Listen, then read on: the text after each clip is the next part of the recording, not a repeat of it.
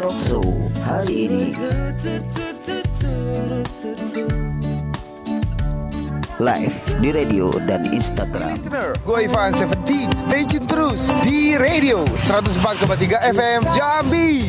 Ini belumlah berakhir.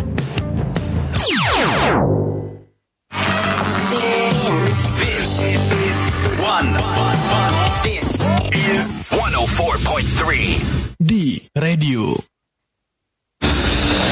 Saatnya di radio live and remote.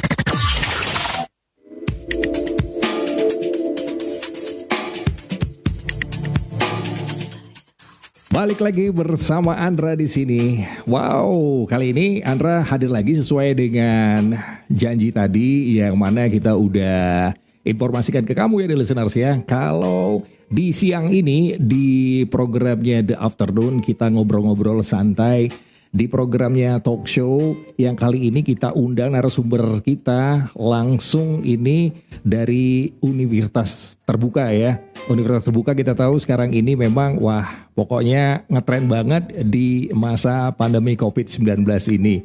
Yang mana kita mau menuju new era, ini merupakan salah satu pilihan ya buat kita untuk ke jenjang pendidikan setelah menyelesaikan sekolah di SMA tentunya. Nah, kali ini kita angkat tema Universitas Terbuka pilihan tepat melanjutkan studi di era new normal. Nah, buat kamu di listeners, kamu bisa dengerin dan kamu bisa interaktif dengan kita nanti di 085267211301. Dan kali ini sudah hadir di ruangan kita di studio 104,3 FM di Radio News and Music, Direktur Universitas Terbuka Jambi, Bapak Yusrizal MPD. Selamat siang ini Pak. Selamat siang Bung Andra dan pemirsa. Iya, udah lama nih kita nggak ngobrol-ngobrol lagi di radio. Betul, akhirnya Bung. datang lagi nih. Alhamdulillah. Gimana sehat Pak? Alhamdulillah sehat selalu. Sehat ya. Wah, tentunya semangat nih. Semangat dong. Karena kita ini sudah memasuki new era ini. Iya. Jadi new normal ini tentunya bagi di listener juga ini yang ingin melanjutkan pendidikan kita sekarang ini kan lagi sibuk-sibuknya nih Pak yang baru lulus mau ngikutin ujian. Cuman karena diterapkan protokol kesehatan jadi ada berbagai macam aturan yang harus diikuti. Nah tentunya ini Universitas Terbuka juga salah satu pilihan ini dengan ya mungkin nantinya bisa mewakili daripada di listener semuanya khususnya di Provinsi Jambi. Universitas Terbuka ini bisa menjadi salah satu ya mungkin pilihan utama lah. Nah buat kamu di listeners kamu bisa juga dengerin di radio ataupun melalui sosmednya Instagram @ut_jambi. Kemudian ada YouTube-nya juga di Universitas Terbuka Jambi, fanspage-nya Universitas Terbuka Jambi.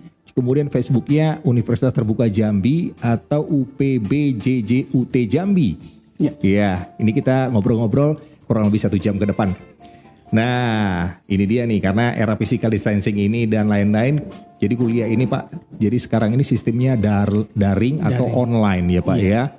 Kemudian UT juga ini sebagai perintis ini kuliah jarak jauh online yang tentunya paling berpengalaman. Jadi udah nggak diragukan lagi nih kalau kuliah online ini ya Pak ya. Sementara ini sekolah atau belajar online ini ngetrennya pada saat COVID ini ya Pak ya. Nah sementara UT ini udah dari dulu ini yang namanya kuliah secara online. Nah kita akan bedah selama kurang lebih 1 jam ke depan ini bersama Bapak Yusrizal MPD. Nah ini nih Pak, saya ingin bertanya nih Pak, bagaimana nih kondisi terkini UT dengan pendidikan tinggi jarak jauhnya nih? Jadi dalam masa perubahan zaman yang begitu pesat ini Pak ya, dan cepat ya boleh dikatakan industri 4.0, pandemi COVID-19, social distancing, dan era new normal ini Pak. Ini bagaimana menanggapinya untuk UT sendiri nih, yang terutama untuk terkini ini Pak. Baik Bung Andra dan the listeners ya, 104.3 FM. Yes. Sebagai pionir UT ini memang sudah memiliki tadi infrastruktur LMS-nya, Learning Management System, yang sudah mumpuni, Mas Andra, sudah teruji selama 35 tahun. 35 tahun. Betul sekali. Dan itu bukan waktu yang sebentar. Betul, itu Pak ya? Dan mengalami fase Ada 5 fase yang sudah kita alami untuk perubahan sedemikian cepat, yaitu mulai dari dulu dimulai dengan istilahnya korespondensi. Surat menyurat, UT dulu mahasiswanya pasti kirim lewat pos. Lewat pos, betul. Dengan mengirimi ke kantor UT tugas-tugasnya. Nah, itu kan masih zaman awal-awal berdiri dulu. Iya. Setelah itu mulai meningkat lagi ke era multimedia, ditambahkan dengan beberapa kaset. Dulu masih kaset yang muter dulu tuh. Iya, kaset, itu tuh, iya. yang pakai pita itu. Ya, betul. Masuk lagi multimedia, masuk ke era telelearning model. Di situ sudah mulai teman-teman mahasiswa dibekali dengan audiovisual berupa siaran langsung, misalnya dengan telepon langsung, radio langsung, ya. Jadi sudah mulai menggunakan pendekatan telelearning model.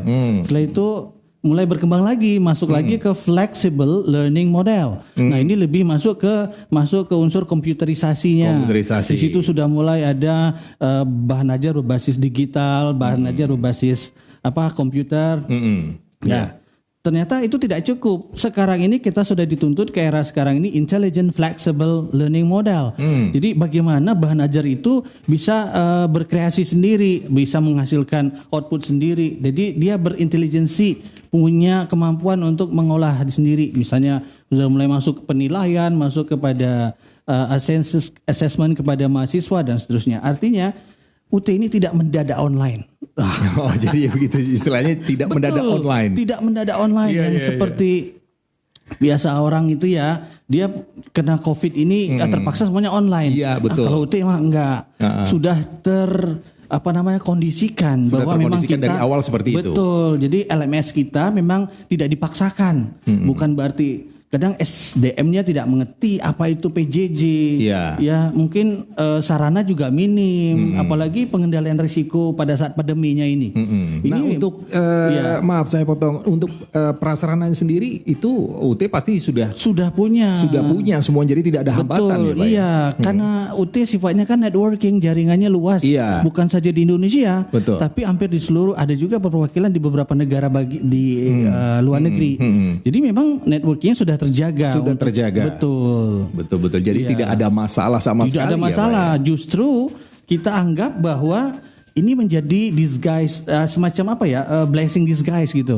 Semacam hikmah di balik suatu kejadian. Bahwa gini Mas Andra.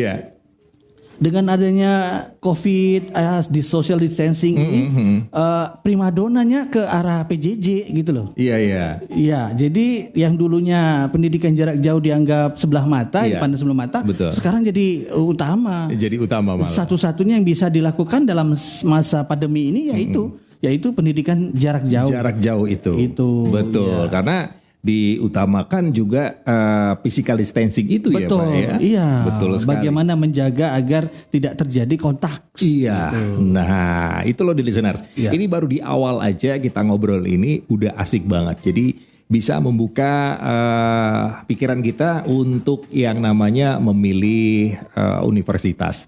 Yang salah satunya sekarang ini memang lagi digalakan ini yang namanya pembelajaran jarak jauh secara online, dan tentunya juga itu tidak terlepas dari yang namanya penerapan protokol kesehatan ya Pak ya. Betul sekali. Iya, kita tetap saja walaupun online juga masih saja mahasiswa kita itu yang tetap mengikuti kegiatan yang bertatap muka. Tapi tetap kita lakukan semuanya itu dalam protokol kesehatan karena mengingat yang namanya urusan nyawa itu kan nggak bisa main-main nih. Nggak bisa main-main, betul. Jadi betul-betul kita lakukan, misalnya penerapan standar dan prinsip-prinsip protokol kesehatan. Kemudian teman-teman mahasiswa juga harus kita perhatikan juga ketercapaian tujuan pembelajaran. Jadi, seperti apa itu Pak? Intinya itu bukan online-nya Mas. Intinya itu adalah apakah mereka ini sudah terakomodir, terlayani pembelajarannya. Jangan sampai gara-gara online semuanya diberantakan gitu. Iya, nah itu tuh yang jadi permasalahan tuh, karena semua cara kan bisa dilakukan, tapi akhirnya adalah bagaimana mereka bisa menguasai ilmu pengetahuan. Itu yang harus tetap kita jaga. Walaupun dengan cara online ya Pak. Betul. Jadi di sini sebenarnya bukan masalah online atau tidak online.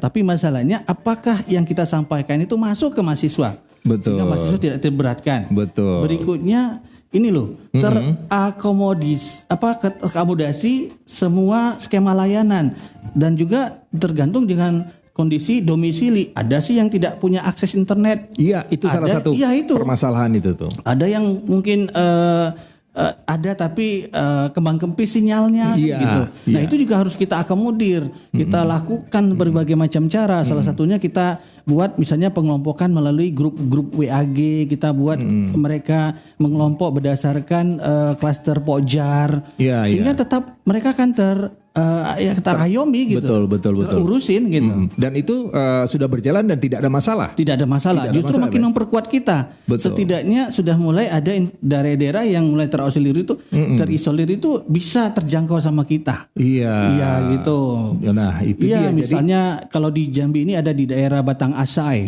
Itu sudah mulai mengenal UT, sudah 3 kelas baru di sana. Wah, mantap. Sudah 3 kelas baru lagi di sana. Kemudian satu lagi, kita juga punya orientasinya kepada kepentingan mahasiswa. Ini yang penting nih.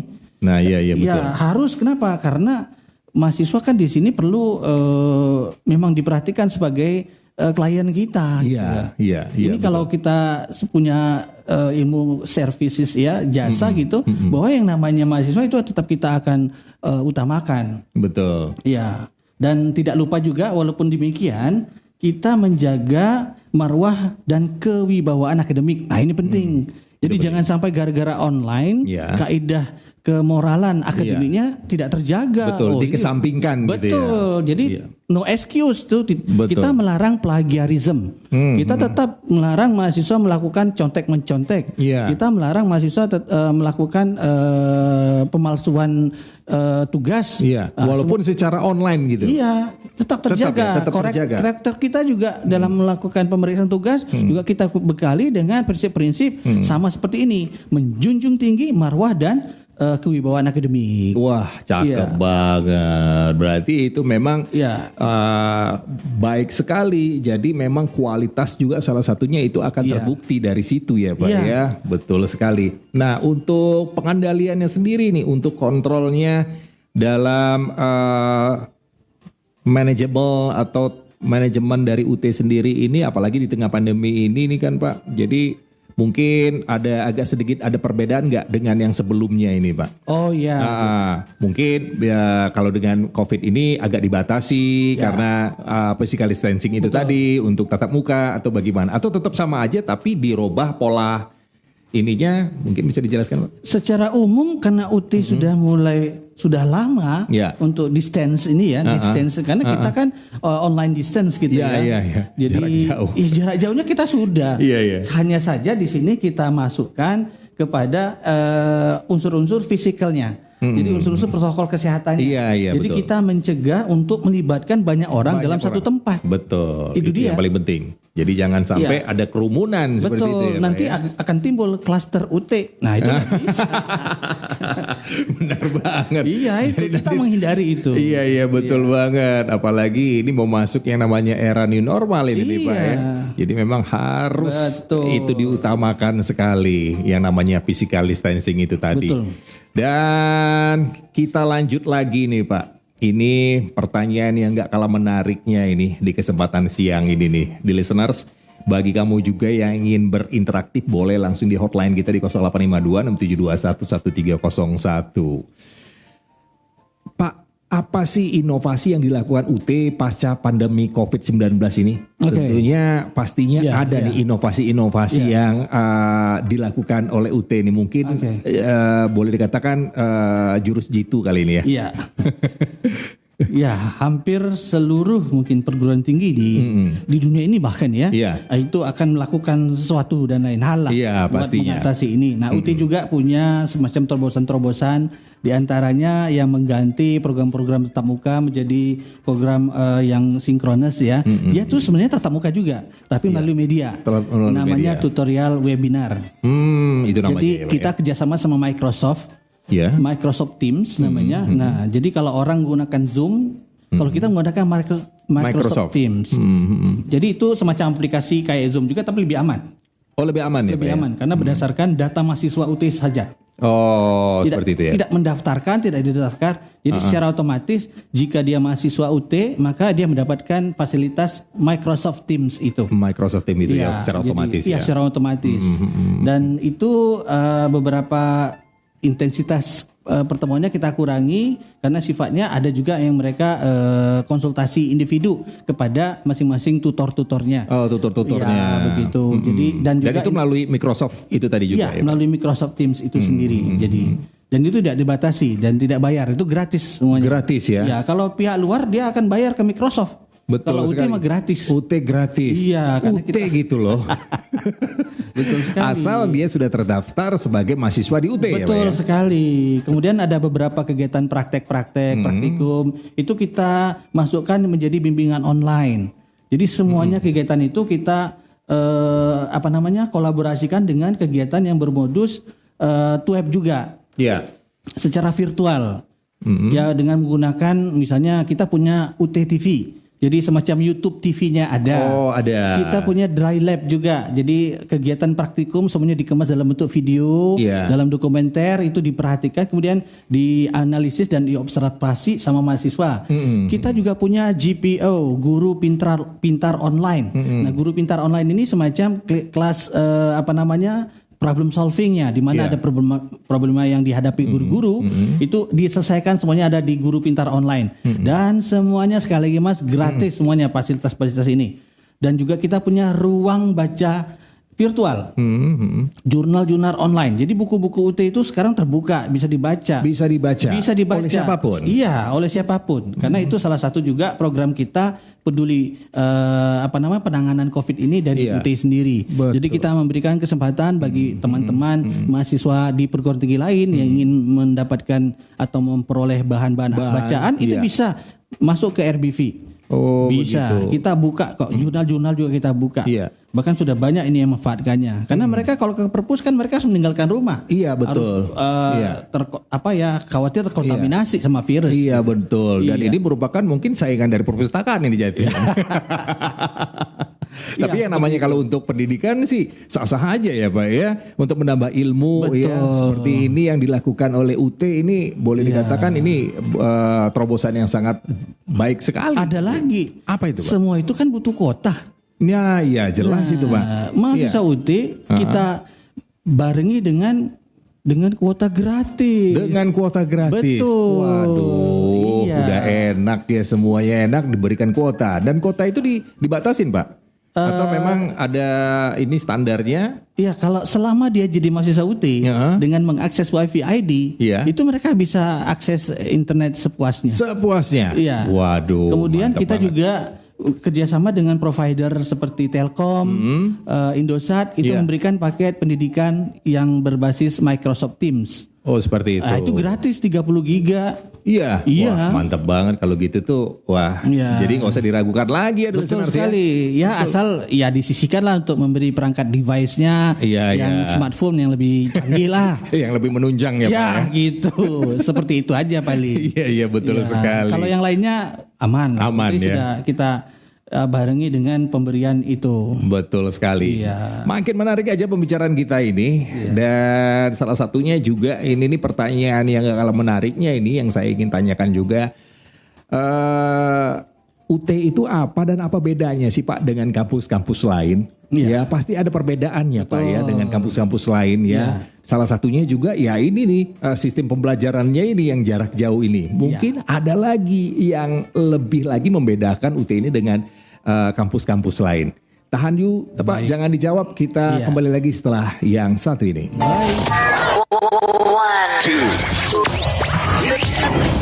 The Talk Show live on di radio.